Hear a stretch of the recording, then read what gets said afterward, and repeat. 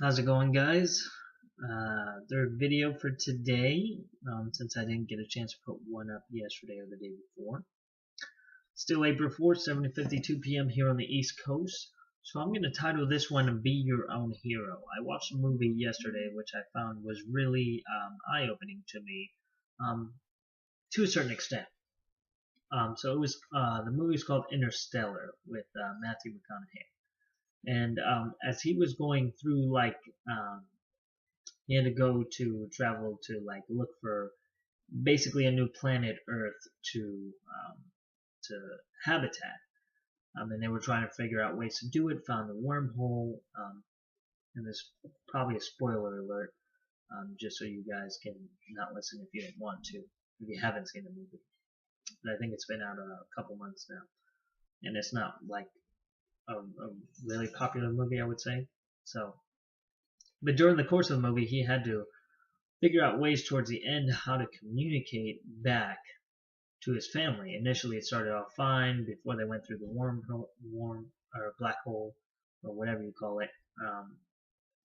Communication was fine, and then after it went in there, communication was just dwindled, and messages were just nearly impossible to get through. They were getting them, they were receiving them, but unable to send them out. So I remember they traveled to this one world, which I found rather interesting.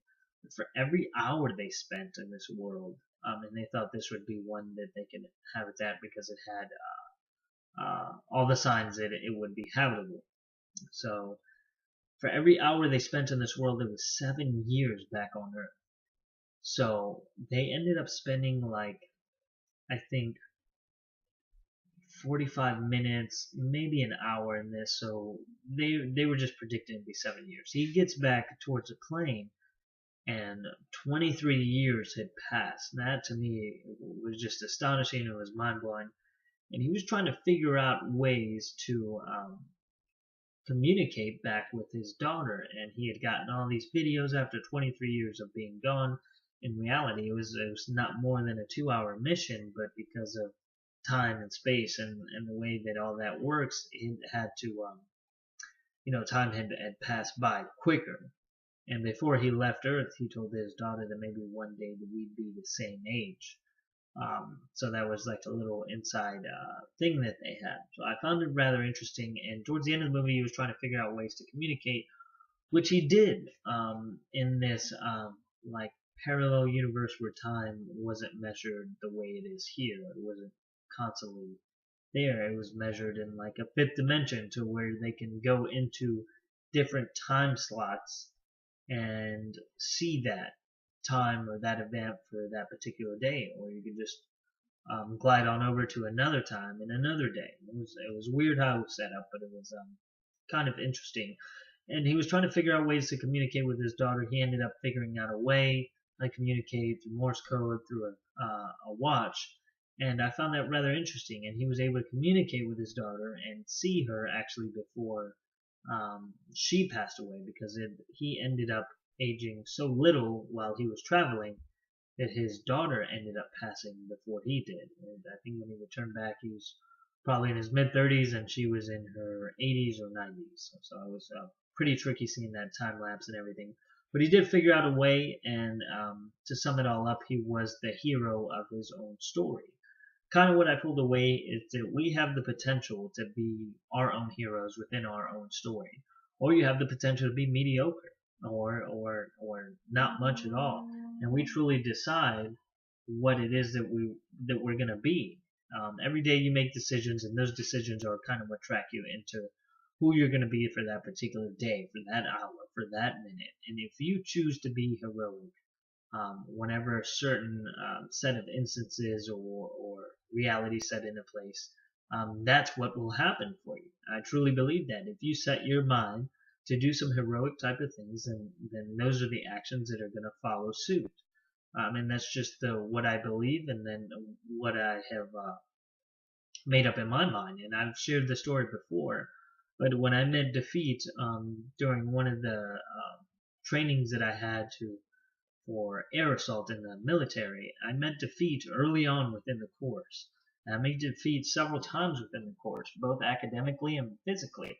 but the first day was physically. But I chose and told myself that I'm going to get up over this thing and use everything within me to get up over it. But it wasn't until I had a first doubt myself that I could even do it. Seeing people do it before and after me and recuperating myself when they put me off to the side and gave me one more chance, I determined that day that I wanted to do what I thought was needed to be done and what was heroic in my eyes. Even though it was simulated training environment and not much was going on, I still thought that what I could do for that particular day was heroic to me, and it was my own hero. And I wasn't being a hero to anybody else that day, just to my own well-being. And when I decided to do that day, it really set the tone for the rest of the course, where I met defeat a couple more times, but I realized I could just push through it. It's just pain, or it's just requires more studying and more effort, and all of that just really embodied me that I can do whatever I set my mind to, and I can be my own hero at any point in time, whatever I choose to. And you don't have to live every day like a hero. I most certainly don't, and a lot of people certainly don't. But you have to do some stuff where in your life where you can be your own hero, and you just really have to make that decision whenever the opportunity arises. Don't take no for an answer. Don't settle for something. Challenge yourself on a daily basis and consistently to really see what you're made of and see what it is within you that kind of sets you apart from everybody else, and really let out your life play out like a movie where you're directing it, you're casting it, you're controlling every portion of it. So when there comes to be moments where you can be your own hero, definitely take advantage of that. Do it and make yourself happy, make yourself proud. A proud feeling is one of the best feelings that I've ever encountered in my life.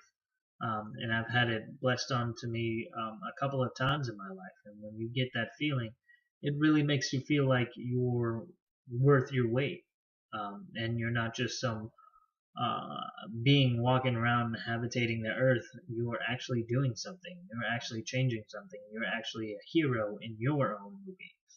So I think I've said enough on the topic. I'm sure you guys get the point, but it's and I use the movie to kind of elaborate there and elaborate over my own personal stories. But you have the opportunity to be your own hero. You have the opportunity to do whatever it is you want to do within this lifetime. Study whatever it is you want to study.